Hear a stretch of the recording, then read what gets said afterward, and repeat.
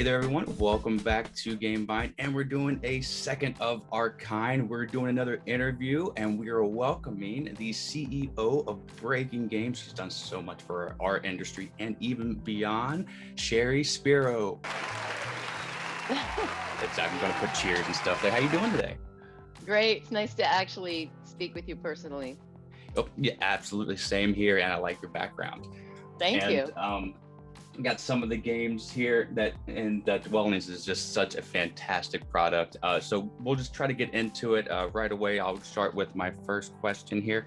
So since Dwellings is such a larger and involved game, that Breaking Game doesn't typically choose to produce such a big game like that, what made you want to pull the trigger on said game here?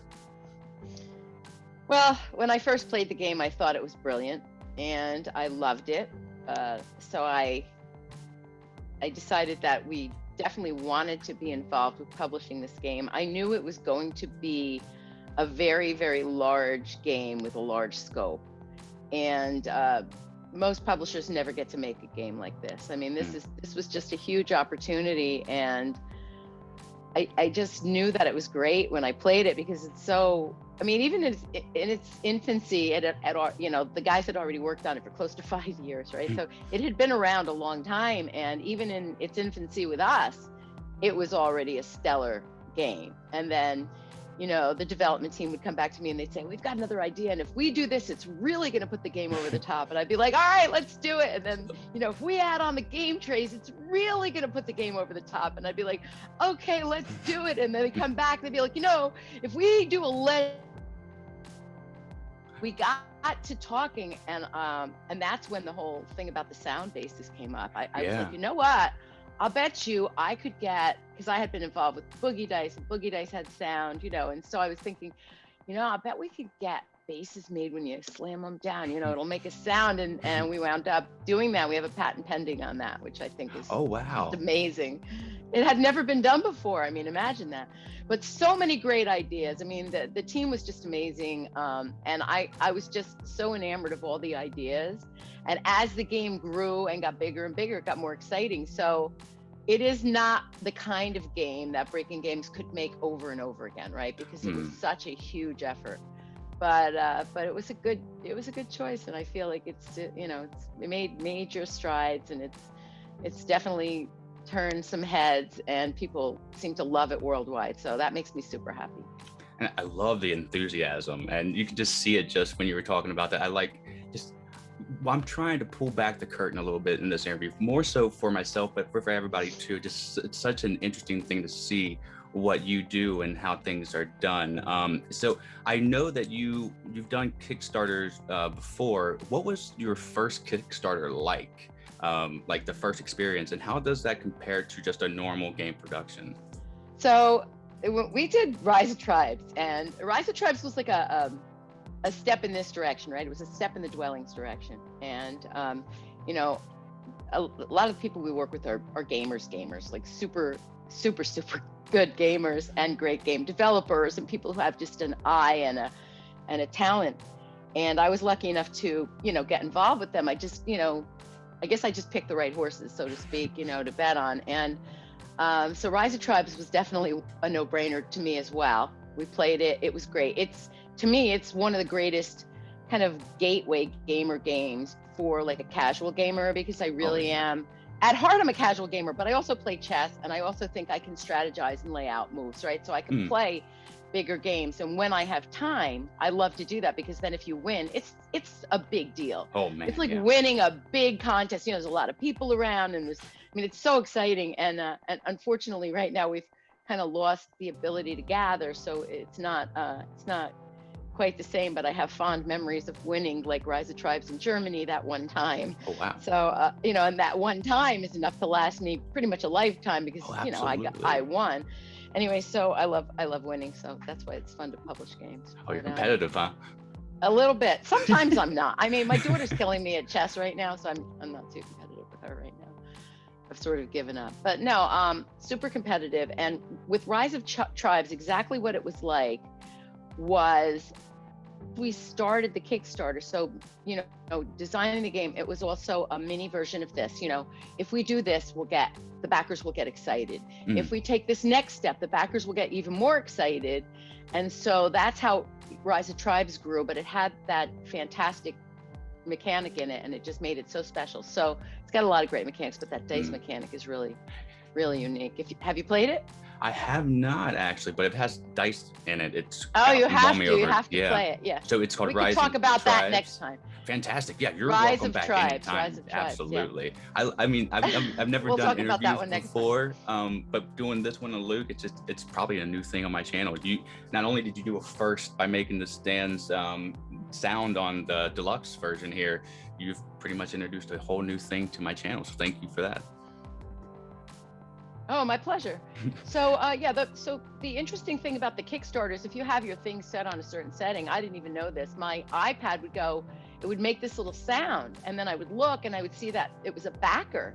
So after a while, it was just like this little sound. I was like Pavlov's dog. I was running over like every couple of minutes, and there were like these things, scrolling up, because we wound up doing, a few 100,000. We did like 400,000 on Rise of Tribes, and it was just like unbelievable, pledge after pledge after pledge. And if you're not a professional at making games, that could be very intimidating. Oh yeah. Because you're looking at all this responsibility, and suddenly there's 4,000 backers. Fortunately, I feel more comfortable with large quantities, so it didn't, I have a lot of experience in this stuff, so it didn't really affect me. But the seeing the backers live affected me. It was like participating in a real physical event. Do you know what I'm saying? It was It was amazing. That sounds so much fun, and you are killing it over there at Breaking Games. It seems like everything that the community is thrown at you, and you've given us, you've actually held through on the promise, and this game right here, I think, tells the whole tale of that. So we'll go on to the next question here. Thank you again for that answer. What kind of things go into a game's production, and that I would never think of, like something that's just out of the norm that I would never think of would go into the production? Well, the biggest surprise is when shipping, right? So the manufacturing part, I've been in printing a long time, and so making games was a lot more complicated when I first addressed it, because there are so many more pieces, and you need to find manufacturers that are good at different things. And so the only way you can do that is over time. You have to test different manufacturing facilities. So even though people will trust one facility, it doesn't necessarily mean that they're going to be great at making, something else. I mean, they all have specialties. And so that was important for me to find out, because I learned that the hard way by making mistakes. Oh. And then the other things were a lot of crazy shipping things, like, are you going to floor load the container, which means they're all just sitting on the floor of the container, all these boxes, or are you going to palletize it? And what if it gets to the warehouse and they can't accept a floor loaded? Then you've got to send it somewhere to be palletized so that it can be taken off this container. It's like, I don't want to learn that in the middle of my shipment, and that's learned it, of course. We also learned a lot about, not delivering pallets to people's lawns. People would be totally unprepared for the size of their shipment. They would get like 10,000 games and it would come to their garage. They'd be like, I can't fit this game in my garage. So we learned a lot about shipping into warehouses. Just like things you take for granted after you do it for 10 years. I've actually been in printing longer than 10 years, but specifically games. I think it's 11 years now, specifically games. You started in like a playing card.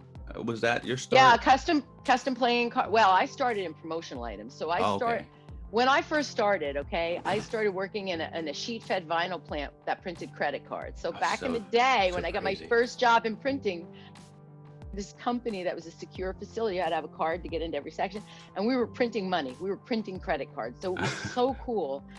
And I got to see all the departments, and back then they hadn't even introduced Macs yet. Macs weren't even, they were just about, in the facility, but they weren't quite. And I was one of the first people to use like a Mac for production, so that's very interesting.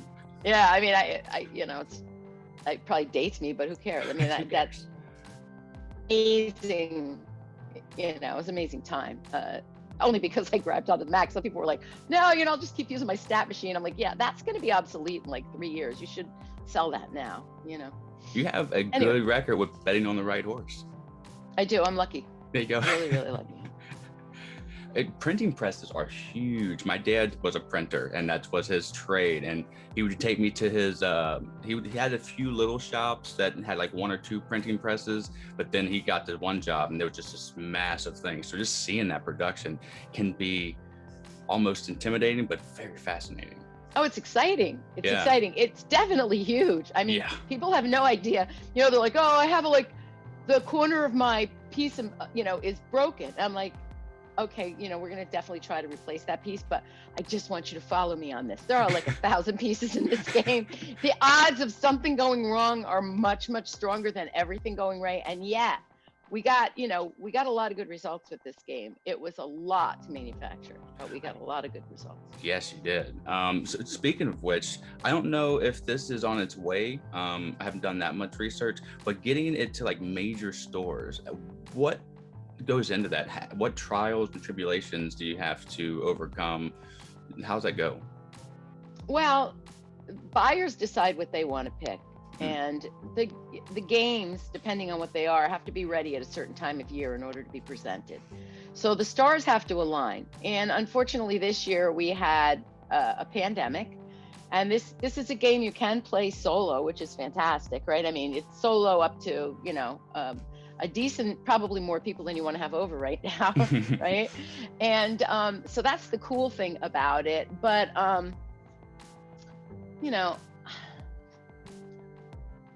I'd have to say,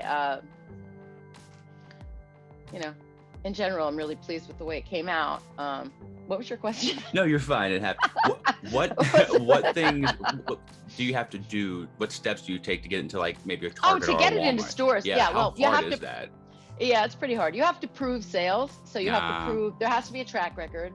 You also have to prove that your track record's going to carry over. Just because it does really well in Kickstarter doesn't mean it's going to carry over into retail. Also, like it doesn't mean that a certain retail store is right for this game. This is a super hobby game. This is a big hobby game. It deserves to be in the hobby stores, period. I wouldn't consider this a mass market game. That's not saying it could never go mass market. Of course it could.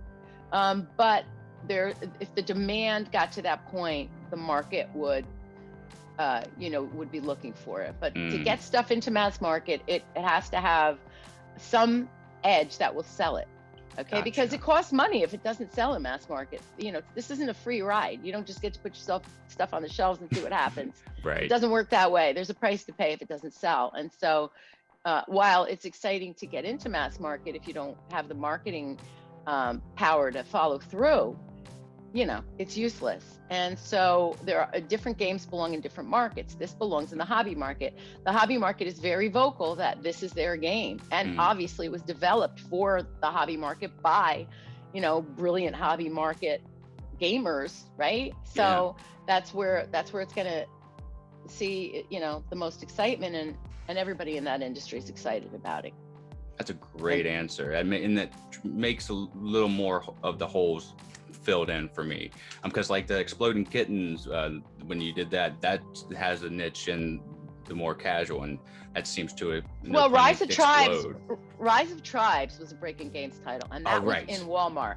And Rise of Tribes, to me, the reason I pushed it into Walmart against everybody's probably everybody's suggestion was that it's a gateway game that leads you into deeper strategy. And I felt really strongly that it could reach more people and, kind of infiltrate society a little bit more, if people saw it on the shelf. And to a certain extent that worked. It did. We moved probably more than we would have moved. But by the same token, did it really belong in Walmart? I don't know. It was in Walmart, so it belonged there. But did it really? I don't know. Only time will tell if that helped the game.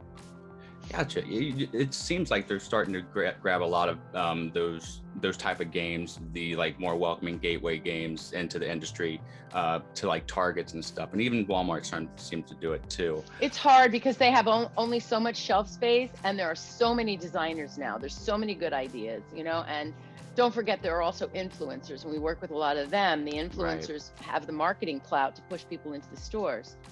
So it's a very complicated you know, it's a very complicated kind of scene out there right now. I wouldn't be able to keep that stuff together. So you're a better person than I am for that. Okay, so let's get on to another question. I don't know about that, Dave. What's your favorite board game mechanism? I know that you said you play chess. It seems like you kind of said you're a casual gamer, but you also get into that strategy. What makes you get into that strategy? What's that mechanism? Well, I just want to talk about the Rise of Tribes dice mechanic. What I like about that, what kind of hit me, that it's because there's not a lot of things that have never been done before, right? Yeah. And I just think that this is one that really hadn't quite been done before. I'm sure there's a lot of gamers out there that could say, oh no, but you're not thinking of this game, which I probably haven't played. But the truth is that you kind of have a little bit of, you never have enough control for me over a dice roll, right? It's the roll of the dice, right? But in this game, when you roll, you do have a little control because you can choose what you're going to push forward to the next player. And so you get to choose what works for you and then what you want to set up for them. At least you have some control. And I love that. That's my favorite mechanic of all time, is the dice mechanic in Rise of Tribes, only because never saw anything like it. And then there are some great mechanics in Letter Tycoon with the patents, which is another game by Brad Brooks, who is just a brilliant game designer. And as is Luke Laurie, of course, for Dwellings of Veldervale. Right. His name's on the box. You can see it right there. Luke Laurie.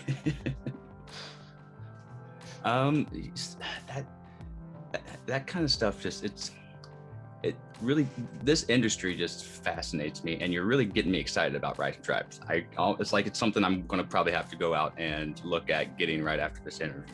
You would like it because I saw your analysis. Well, I watched all your videos. Thank you. All of your, you did good. I saw where Peter Vaughn corrected you on one thing. Right, he did, yeah. Which I wonder why you got confused. That's interesting. I didn't dive into that deep enough, but that always fascinates me when somebody gets confused on something, because I'm the one who gets confused on the directions first, right? Right. That's why I have any kind of ability at this job at all. If I can't understand the directions, we're in trouble, and a lot of times I can't, right? So I try to get it so that in the end I actually can understand the directions of the games that I publish. Yeah. That's the goal. Doesn't always work. The mistakes, I make mistakes constantly, and getting corrected like that has helped me so much. So I love when people actually correct me. It's an interesting, because it might be a common mistake that other people make as well. You don't know, because I kind of thought that too. But so it was really nice. I really did. I was really impressed, because it's a lot to explain and what to leave out, what to put in. It's a lot of balancing. So kudos to you for balancing that out. Well, I watched from beginning to end, and a lot of times I can't make it through these things. So I was very thank impressed. you. Yeah, I really do. And I'm sure both these interviews have been this is so much fun. So what's a day in a life of a CEO of Breaking Games? How did that go? Just like on a Monday. I'm pretty sure it's like everybody else's life, right? Yeah. Like it seems like it's so much different. So I get up, presumably, but maybe when. I've got this book called In Case You Get Hit by a Bus. I'm preparing for that. But no, I get up. Usually have coffee, because I love coffee. So I have one cup of coffee, and I put it in I'm pretty spoiled. We made these Breaking Games. Fancy. Yeah, the Breaking Games Yetis. Anyway, so they were the prize gift of like 2 years ago, Christmas. So I have coffee in that, and that lasts a pretty long time. And I usually in the beginning I attack my emails, so I just take a look at my emails. I have my emails pretty well under control. I try not to ever let my emails go above 50, and usually I keep them under 10. So if I'm really on top of things, I'm down to 10. Sometimes things spiral out of control, and I'll go up to 200 emails. And so the day is really set around whether or not I have meetings. So Mondays we keep it kind of late because it's Monday. Tuesday is meeting day all day. It starts at 8:30, goes at least until 3:30. Meetings the whole day. There are breaks in between, but that's the day that we meet with the entire team in one form or another, right? So I'll start with a legal almost every morning at 8:30 I have a legal meeting. So we have in-house counsel, and I meet with her from 8:30 to 9. And there's always ongoing things. It's not like we're suing people, but there's always things like with the town, if we want to add, pebbles to the parking lot, whatever. There's always little things that have to be addressed. And so when you're a CEO, part of your day is legal. Okay, even if it's just coming up with new things, it's personnel stuff that filters up. Okay. It's fascinating, actually. So I have to do that at 8:30 because I'm sharpest in the morning. Around 9 o'clock, that's a floating meeting. That could be anybody. And then on Tuesdays, it's very specific. We have our team meeting at 1:30, and then there are little meetings around that up to lunchtime, and then little meetings after that. So because we have a facility we manage on the West Coast, we have a facility in New Hampshire, both print like playing cards and prototypes and things like that, custom wedding decks, all kinds of stuff. Ooh, so fancy. yeah, I still love the playing cards. Like that's still my main squeeze. Yeah, it's still my main squeeze, making playing card decks, because it's just, it's a rectangle. Yeah. And then I'll go through the emails, I'll go through my meetings, and then a lot of times my day will end at 5. Sometimes we'll have a later day, but then I usually either I'll cook dinner with my daughter, or my daughter will cook dinner, and then we try to have dinner as a family. I mean, we're not really going anywhere, right? Yeah. Everybody's sort of not going anywhere, so I kind of like that we all get to stay home a little bit more, because I was on the road a lot. I traveled for years. I was probably on the road for past 7 years, so that's a lot. I can take a toll on you, I can imagine. Just It going was to fun. conventions. No. So no, you love Don't it? feel sorry for. No, we loved it. It was It's great. good. I mean, It's yeah, good. I got to see Europe. I mean, I never thought I was going to get to see Europe. I got to see Yeah, Europe. you did mention going Australia, to Germany. I've never been out of the China, country, so that's good China stuff. a few times. Yeah, China, like I don't know how many times. Yeah, it was really, really fun. I got to see Israel, work with an inventor in Israel. We did. I did a lot of. It was amazing. That sounds so cool. Yeah, it was cool. There's a lot of cool stuff, and then there's a lot of worry in between, because that it's a very fine line. There's a lot of balancing that goes on, and you just never know where things are going to fall. So, you enjoy it and you balance as well as you can. And I try to have principles. Sometimes they're not they're not always seen. But what an industry! I gotta tell you, it's Yeah. quite the one to be in. With you said us being at home, that's something I kind of wanted to touch on too. How has COVID kind of changed if it has changed the way that you are picking the games to produce for at least this year and or foreseeable future for this whole thing? Has that changed anything, and if so, how so? Yeah, it's changed everything. So we haven't been able to go on the road to trade shows, which was our specialty. That was something that we were really getting good at, I think. I mean, there were some things we weren't great at trade shows as well, but the fact that we had a team that actually showed up and went was actually a pretty good step in the right direction. But so without the trade shows, we started doing some online things, and we also started looking at what game we're going to promote, what game or two, right? Because we're not going to do a million games right now. So we concentrated on Chroma. So Chroma is the light up strategy game, see strategy in a whole new light. It's a light up board. You mix colors to get, you mix your primary colors to get, the 3 colors that come from them: green, which is a combination of blue and yellow; purple, which is a combination of magenta and blue; and orange, which is a combination of magenta and yellow, right? And it's working with those primary colors to make those 3 blended colors, and it's kind of fascinating. And they worked on the gameplay for over 3 years, because they were NYU game students. And when I saw the game, it was being displayed at the NYU Game Center, and I immediately said, I have to sign your game. Oh, nice. I have to sign your game. Yeah. And now we're kickstarting it in June, so that's Chroma.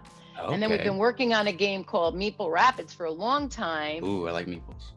Yeah, they're really cute. They roll and stuff. They land on their backs, they land on their heads, they land on their sides. It's really, really cute. They have bathing suits on and stuff. So that was supposed to come out sooner, but we worked out a plan for it to come out later in the year. And that really is all dependent on the mechanics. But Chroma is done, is ready to go, and the mechanics are perfect on it, and it is a fabulous looking game. It's my new squeeze for 2021 right now, and it seems like a good all-around game for pretty much anybody. Family game, even advanced people who are like gamers, because that sounds fascinating to me. I like mixing colors. So it's 14 plus, because I think the pieces are a little sharp. I mean, even when we manufacture them, there's still going to be a little bit. They're triangles, So there's still going to be they're going to be corners on them. So we're calling it 14 plus. Okay. I guess if, it really depends on the person always when you play games, when you actually get them home. But it's got some great strategy in it. I played it a lot, and it doesn't get old. And plus, when you play the board, it's beautiful. It's different every time. You said light up? It's light up, yeah. Wow. Chroma, Kroma. Yeah, I'll have to put. You'll have to go on the site. You'll see it on our site. You can see that they're probably seeing pictures right now. So if there's some up on the internet, I'll find them and put them up. Are you going to insert it here? Insert here? Oh yeah. That's really cool. We'll send you whatever you need. We have some great shots, actually. Oh yeah, that's always really nice too. That's something that I try to ask in PDFs and stuff. So I'm also fascinated because I'm in the industry. I'm doing reviews, and I self-imposed myself here because I wanted to. But I'm also looking to try to edge my way into actually working on it. So what kind of teams, and I go over roughly, because I know there's a whole bunch of people who work in this industry. How many teams do you work with, and what are those teams when you work on a game? Well, we have the development team. So whoever's, the designer, and then the developers on the team. So for Dwellings of Elder Vale, the designer was Luke Laurie and the developer was Peter Vaughn. And then, so we'd have developers, we have artists, both layout artists and then creative artists, because those are two different things. Creative artists may be drawing the croc. By the way, it's a croc, not an alligator. I heard you call it an alligator. I was laughing. I was like, no, it's not a gator, it's a croc. Oh, yeah, that sounds like me. That was funny. I didn't say anything. I was going to put it in the comments. You should have. I'm not. No. I didn't want to bust your chops. But so there's the creative artists, right? And then there are the layout production people. Then there are the manufacturing people. So this is like a person who would control production. It would be like a project manager on the job, the person who's responsible for making the thing. And then there's a freight team. The freight team is responsible for moving the thing. So they've got to move it, sometimes got to go worldwide. It is a Kickstarter. Now we have a special Kickstarter team where people from each of these teams know that when a Kickstarter comes through, they have to put in their part, which is taken a while actually to get organized, but it's coming together nicely, organically. Sometimes you just have to wait for things to organically come together. Yeah. You could smush people in a room and it's like the high school dance. They're going to stand, they're going to separate, they're not going to dance, right? Have to wait till it happens organically. Gotcha. But there's a Kickstarter team, right? A guy that puts the Kickstarters up, somebody who's doing social, or we have several people on social. I just actually hired a third person to do social, which is community within the Kickstarter. So when the Kickstarter goes up, there's a lot of questions. People need answers immediately, and that's a team. And when we do a new Kickstarter now, we have to expand the team because the old Kickstarters still have questions. They go on for a long time, and so the team members still answering those questions, and then Dwellings comes down, there's a lot of questions, and you have two guys answering that, and maybe some other people chipping in, and then those questions are still going on, 6 months later. There could just, be still questions going. It depends on the community, what they want to know. You have to get back to them. So there is a Kickstarter page for Dwellings, which is super, super helpful. There's a fan page. That is. I mean, so a Facebook page. Sorry. For Dwellings. Yeah, there's a Facebook page for Dwellings. That has like facts and stuff on it. Super active. Okay. Yeah. Just post your links to your videos there. Okay. Yeah. Maybe I won't to post that. Let's see what else. You can just join the group. You should just join the group. Okay, that'd be great. Yeah, thank you. Your support for the community and personally for me has been amazing. I say thanks a lot, but this community, I think, just board game industry is one of the most endearing and I think nicest groups out there, and you are no exception. So thank you for helping us with all the reviews and stuff. Oh, my pleasure. I like Trellis too. I'm Trellis a gardener. Is beautiful. It's beautiful. I love it. And I played that I think about 2 weeks ago again. It's a good one. What else do I have here? You've told me stuff that you're going to be making the cryo and the other game. Are there any other games that you could tell us about that you're going to be making? Chroma's one, right? Yeah, Chroma with a K. We have a lot of other games that I signed that I want to do stuff with. So one of them is Solution Frenzy. That's a math game, and I want to get that out there in the EDU section. we have a game called Snowfall Recall. These are a lot of the little games nobody hears about, right? That I just signed and I'm trying to figure out a way to market because we love them and they're great games. I'm actually thinking of maybe offering a subscription box for family educational type games where we just show them all the games and say, this is good for this age group, this game, build your own little, little box. Those. So we just put out a game not that long ago called Political Animals, which really didn't get as much attention as I'd hoped, but that is a great game. And it kind of explains the political system without being political, which is cool. Yeah. And then you get to understand, oh, this is why they're fighting so hard for that. And oh, I get why they have to fight so hard for that. And it's kind of interesting, kind of seeing why the two sides are opposed for one thing, and then how they kind of maneuver to try to get to agreements in the middle. I thought it was very, very good game. Political Animals? Political Animals. Political Animals. Okay. Yeah, these are some of the lesser known, those are the ones that I like the most. I like Little Niche and/or Diamonds in the Rough, so I'll check that one out too. Yeah, we haven't been able to do as many runs as we normally would because we don't have, we don't have the places to market, like, at the trade shows or to test as thoroughly as we normally would. So a lot of these little games are great. They just need to get out into the wild, so. Has like COVID affected the way that the sales and the marketing is done too? So COVID has affected everything. Our warehouse, normally, when we have a big Kickstarter or something, we'll hire like 30 temps and they'll get everything out in like 5 days, right? And they'll come in for a week and boom, it's done. Now we can't do that. And I've been trying to explain to people this for a while, because if we get any case of COVID in the warehouse, it affects everybody, or the office, and it's happened. Fortunately, it's not like it's spread to the whole place or anything. People maintain social distance, they have masks, so all that stuff really does work. But so we've had to keep the team small. So that's one thing. COVID has really affected shipping rates. Everything is way more expensive. Combine COVID with Brexit, and you're dead in Europe. Your pricing in Europe is just ridiculous. It slowed everything down.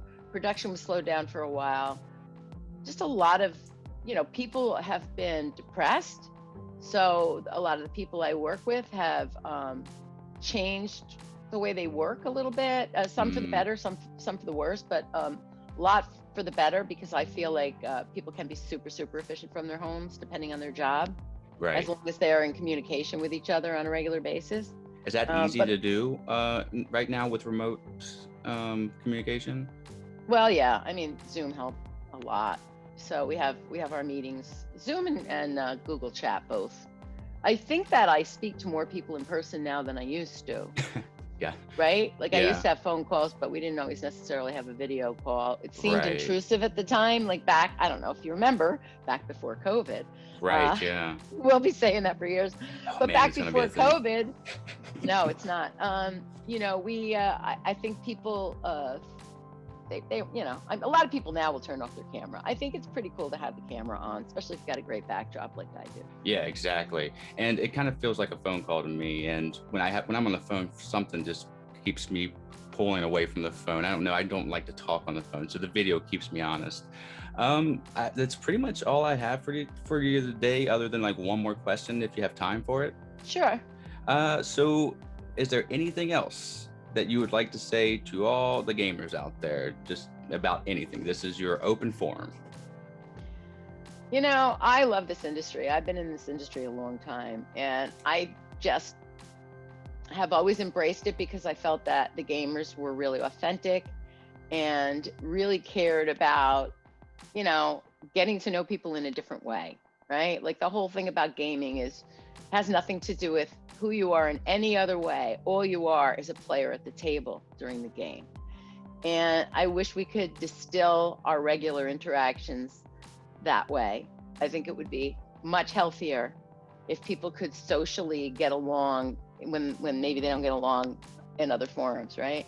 And play a game together. I think that sounds corny, but the truth is, I learned a very valuable lesson when I like formally played a game for the first time as, like the owner of a publishing company, right? Because then I was taking it seriously as a job, or it might have been right when I was just going to, become a publisher, and I didn't really know what it was. And that was, and I'll have to mention this game. It's one of the best games ever. It's a game called Game of 49. Game of 49 isn't more well known because it doesn't have a theme. But Game of 49 is so brilliant and so well thought out when you play it at the end game, the beauty of the end game. There's a grace and a beauty to the end game, maybe a little cutthroat beauty, but it is beautiful. And at the end of that game, you look at each other and you go, good game. You know what I mean? Like, no matter who wins, you'll look at each other and say, that was a good game. Like there's no jerk, there's no loser, there's no poor winner. It's just, you do what you got to do. And then it plays out based on the strategies everybody used. You know what I'm saying? Very, very, very refreshing because, I grew up on Monopoly. At the end of the game, not to say anything negative about Monopoly, except the end of the game is terrible. If you win, it's terrible. And if you lose, it's terrible.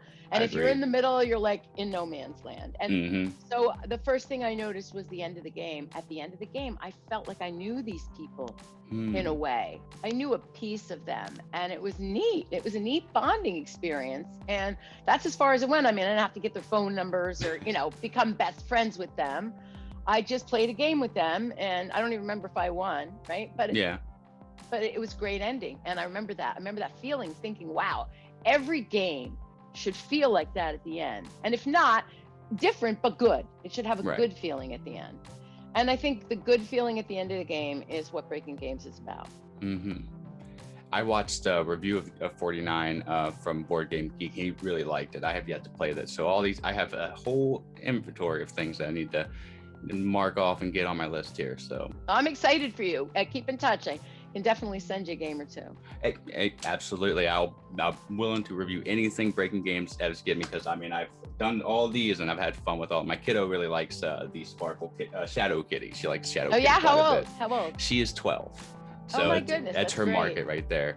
Perfect. But thank you so much for joining us today. I really do appreciate it. I'm sure we'll talk again, hopefully at a convention or maybe another interview if you have time. But until then, I guess I'll just get my kitten here and say goodbye. Bye-bye.